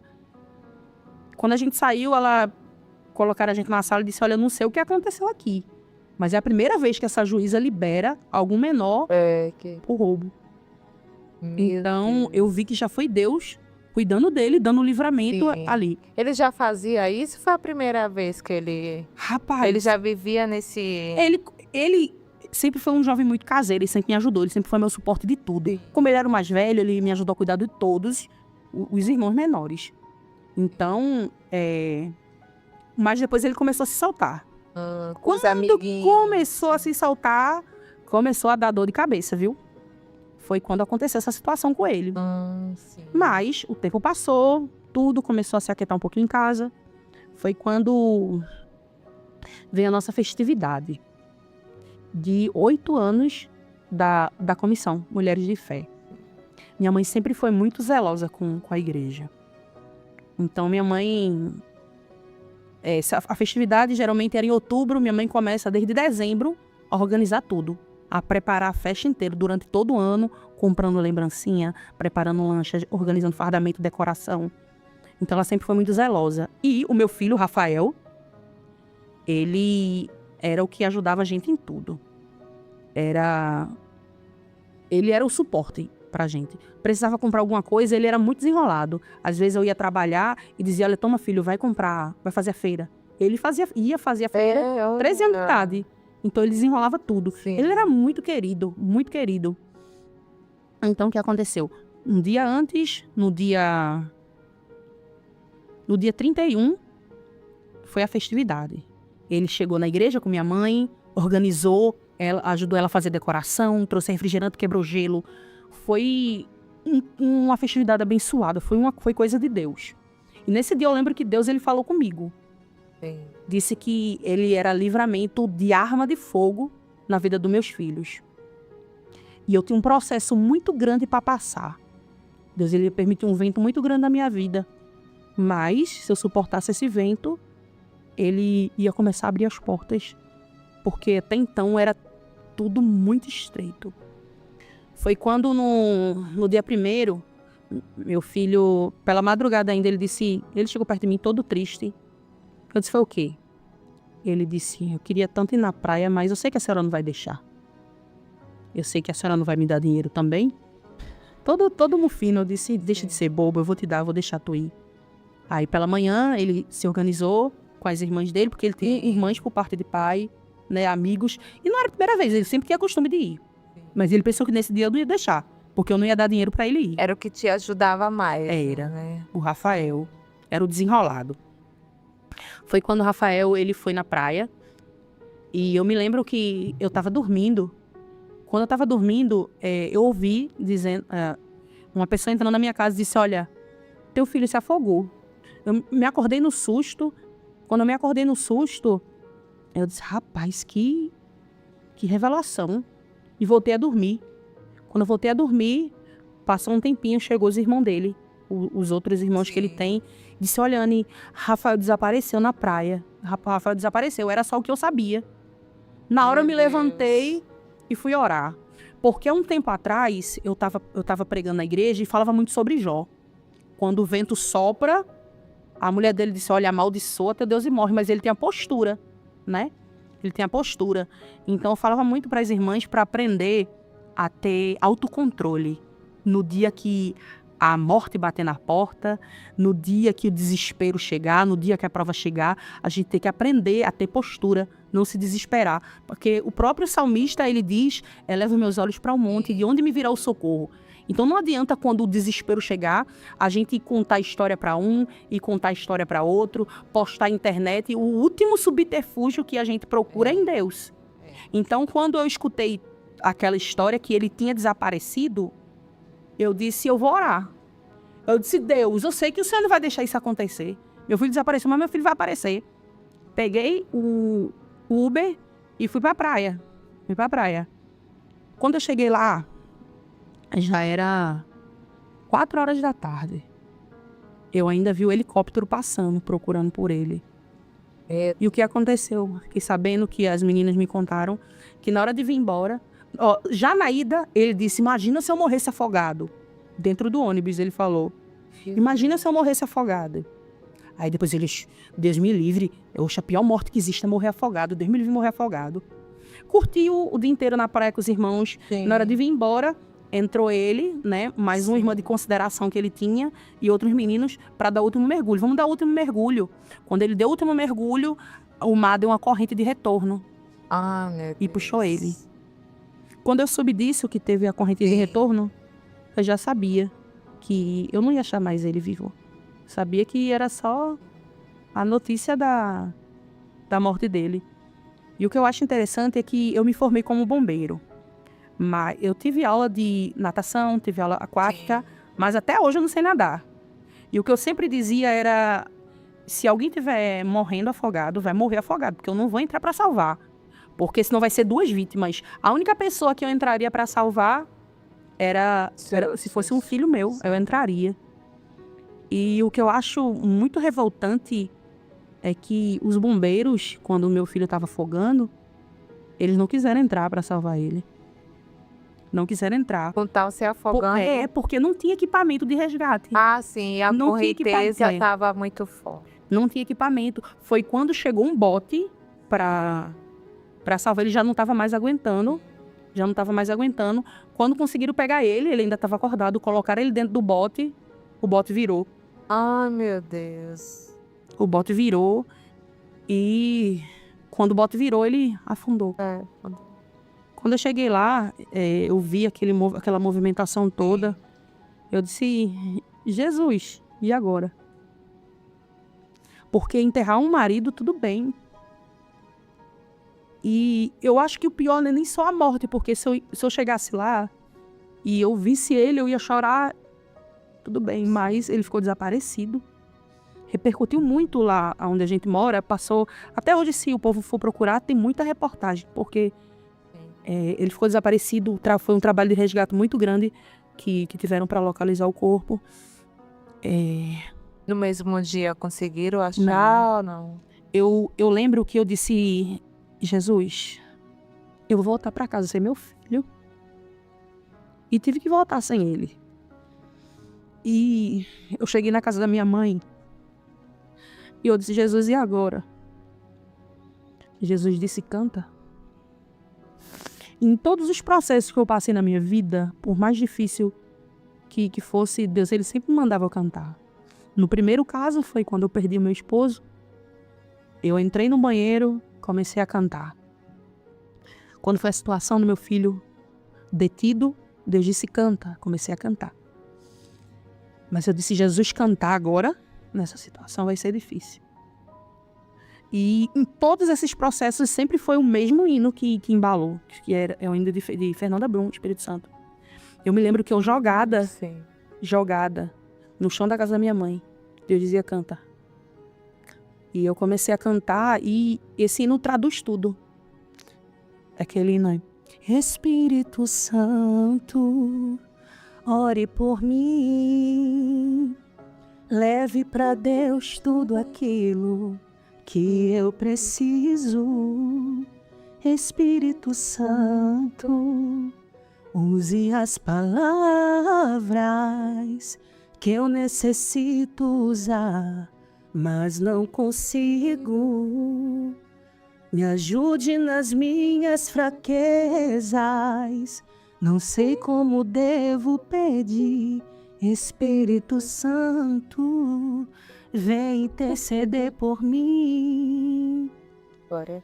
Todas as coisas cooperam para o bem daqueles que amam a ti. Espírito Santo, vem orar por mim. Então, o Espírito Santo, ele é um ser muito incrível, que nos momentos de maiores dificuldades é o que nos acalenta, é o que nos dá força. Se não fosse o nosso amigo Espírito Santo, se não fosse o abraço, o acalento. E eu me lembro que eu deitava, chorava, vinha algumas pastoras, né, uma amiga muito grande minha, a pastora Carla. Eu lembro que ela chegou, ela não tinha uma palavra para falar. Me abraçou, passou a mão na minha cabeça e ia embora. Então ninguém tinha uma palavra para falar para mim. E eu me lembro que uma cunhada da minha mãe chegou lá, me deu uma cartela de comprimido. E eu comecei a tomar aquele comprimido, tomava de 2, de 3, de 4. E eu só dormia. E aí, achou o corpo? Não achou, dormia. Achou o corpo? Não achou. Voltava a dormir de novo. E eu acompanhando tudo pela televisão. Foi quando eu vi pela televisão que estavam fazendo as buscas, mas só tinha um bote fazendo as buscas. Eu disse, não, se fosse um filho de um rico, tinha um monte de helicóptero, tinha isso, aquilo, outro, para localizar o corpo. Então eu vou lá. Eu vou lá que eu vou mobilizar até a marinha, se for preciso, mas vão achar o corpo do meu filho. Porque, para mim, o pior não é nem só a morte, é estar desaparecido, não saber que fim vai dar.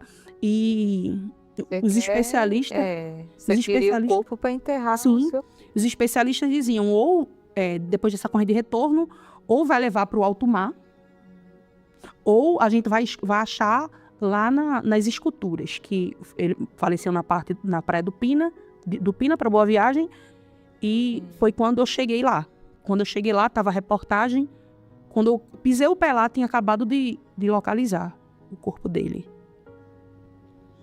Localizar o corpo dele, tinha muito amigo dele lá na praia, né? Todo mundo querendo filmar de alguma forma, porque como repercutiu muito, não deixaram filmar. Como tinha muita gente, pegaram o corpo dele e levaram para o lado da praia de Boa Viagem. E eu disse, não, eu tenho que ver para acreditar. E eu acho que não vai haver uma situação mais difícil na minha vida do que ver meu filho daquele jeito. Ele estava deitado dentro do bote, coberto, os bombeiros não queriam deixar eu ver. Eu disse, não, deixa, eu tenho que ver meu filho. Tava lá deitado, parecia que estava dormindo. Quantos dias?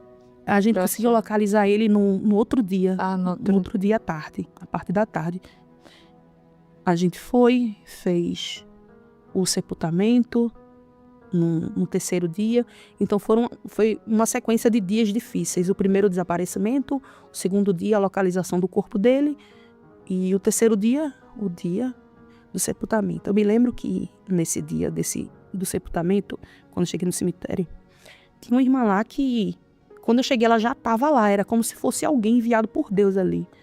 Quando eu cheguei, ela já estava lá. Ela disse, você é a mãe do rapaz que faleceu, né? A irmã era bem magrinha, bem escurinha, o cabelo bem curtinho. E eu lembro que aquela irmã ficou comigo. Eu não sei de onde saiu aquela irmã. Ela ficou comigo do começo até o final do funeral. Depois disso, nunca mais eu vi aquela irmã. Ela me abraçava, ela me acompanhou todo momento, aquela irmã estava do meu lado. E a gente sepultou o Rafael. E depois que sepultou, eu fiquei com um comprimido naquela cartela. Quando chegou no outro dia, eu disse, Deus, olha, tá aqui esse comprimido. Eu vou tomar ele no dia que eu tiver muito ruim. Imagine do que eu já tô. Porque eu não quero ficar dependente de remédio, não. E comecei a viver dia após dia depois de um luto. E o processo de reabilitação para uma mãe é muito difícil. Eu conheço mães que até hoje perderam filho e não tem mais vida. Não é a mesma mãe. E eu dizia a Deus, eu tenho Sim. duas alternativas. Ou eu vou entrar na depressão de vez, que eu já tinha um quadro de ansiedade e de depressão, ou eu vou fazer dessa dor alguma coisa produtiva. E eu me lembro que no primeiro domingo depois que ele morreu, eu me acordei numa angústia muito grande, num desespero de alma, que eu não sabia o que fazer. Eu disse, Jesus, o que eu vou fazer agora? Ele disse, abre a Bíblia. Aí abri a Bíblia e comecei a ler o texto acerca de Davi. Quando Davi, ele peca com Betseba e a criança nasce, a Bíblia diz que Davi, ele vai para dentro do templo. A sentença já é de morte, né? Que o profeta disse, a criança vai morrer. Ele desce para o templo e começa a orar. Eu dizia, que interessante. A criança está doente e Davi começa a orar. E Davi ora 1 dia, 2, 3, 4, 5, 7 dias. E o que acontece? A criança morre. E quando a criança morre, o que Davi faz? Ele se levanta, faz a barba, ajeita o cabelo, toma banho, se perfuma, come e desce para o templo. Eu disse, rapaz, ele desce para o templo para orar depois que o menino morre. E Deus, ele começou a aplicar aquela mensagem no meu coração. Porque Davi aceitou o não de Deus. Então nem sempre a gente vai ter um sim de Deus. Nem sempre Deus ele vai salvar. Nem sempre Deus ele vai curar. Nem sempre Deus ele vai abrir a porta. Com tudo isso, ele continua sendo Deus e a gente, como servo, tem que aprender a aceitar quando ele diz não. Ele não vai ser encontrado com vida. Ele vai morrer. Não, eu não vou salvar, eu não vou fazer, eu não vou curar. Então a gente tem que aprender a aceitar quando Deus ele diz um não. E eu aprendi com aquela mensagem a aceitar tanto o bem quanto o mal. Tanto bom quanto ruim. Foi quando eu me levantei e continuei. Uma semana depois eu já estava pregando. Parece que quanto mais a gente está ferido, quanto mais dói, quanto mais machuca, aí é que a gente vai pregando com ousadia. A gente canta com mais unção, a gente adora com mais unção. Então eu usei dessa dor para que eu aprendesse, para que eu me fortalecesse mais. Então eu disse, Deus, depois que eu enterrei meu filho, pode vir qualquer coisa que eu vou enfrentar. Sim. Deus disse, acabou. Poucos dias depois, eu estava trabalhando nesse tempo, eu estava trabalhando no instituto. O telefone toca. Anne, teu filho foi preso, mais uma vez. Mas dessa vez foi diferente, porque ele não saiu na audiência de custódia, não. Ele teve que descer para o CENIP, que é um presídio provisório. E o maior medo da minha vida era com que ele descesse para a Funase do Cabo.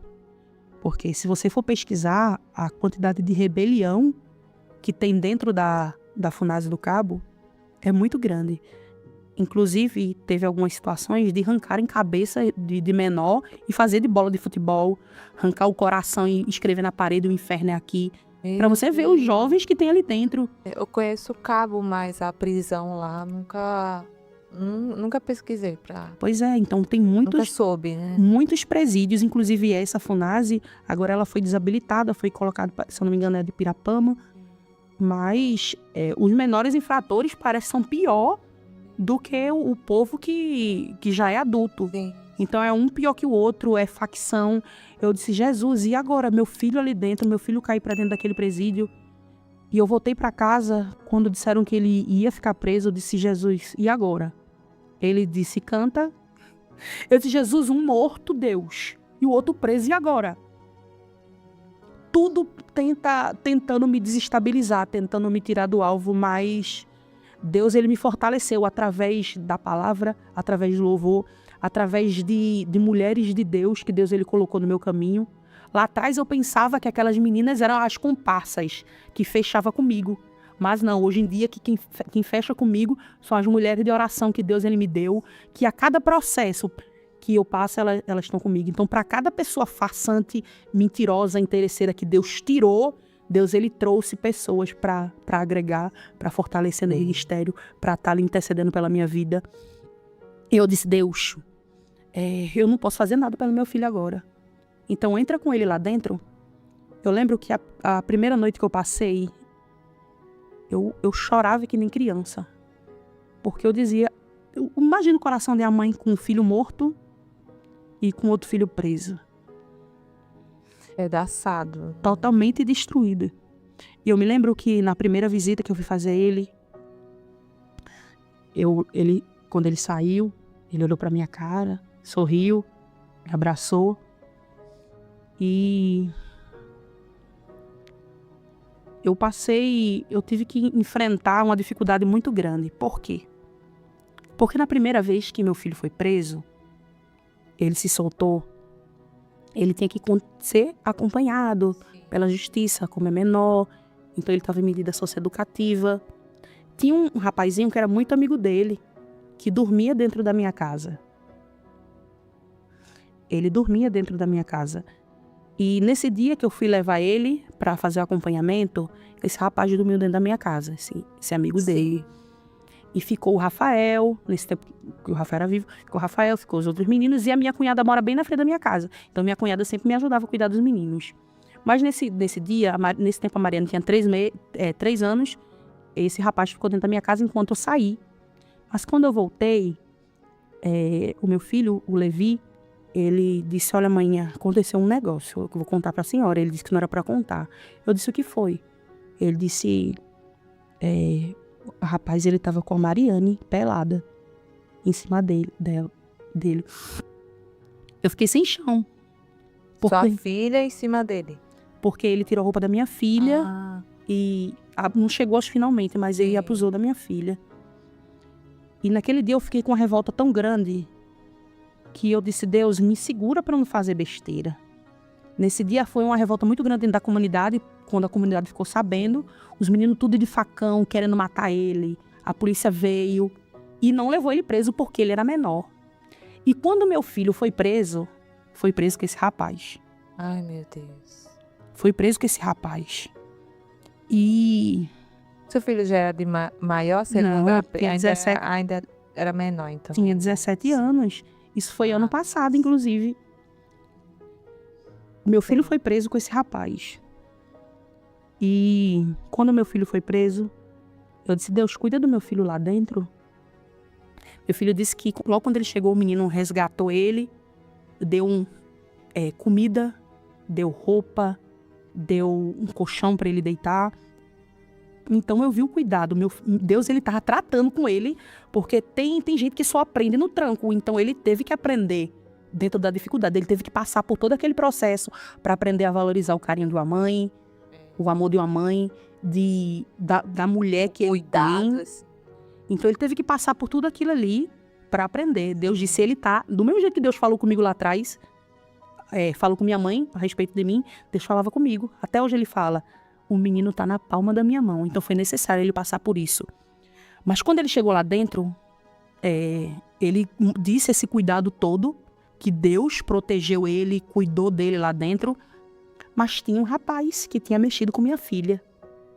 E Deus disse, é necessário você liberar perdão. E aí foi muito difícil. Porque na outra visita que teve, eu disse, olha, eu sou tia dele, deixa eu ver ele. Ele veio, eu comprei comida para ele, comprei lanche, dei para ele. A gente passou o dia inteiro conversando. E nessa conversa, Deus foi quebrando todo o ódio, todo o rancor dele ter mexido com minha filha lá atrás. Deus, ele começou a quebrar. Quando terminou a hora de visita, ele me deu um abraço e disse, te amo, tia.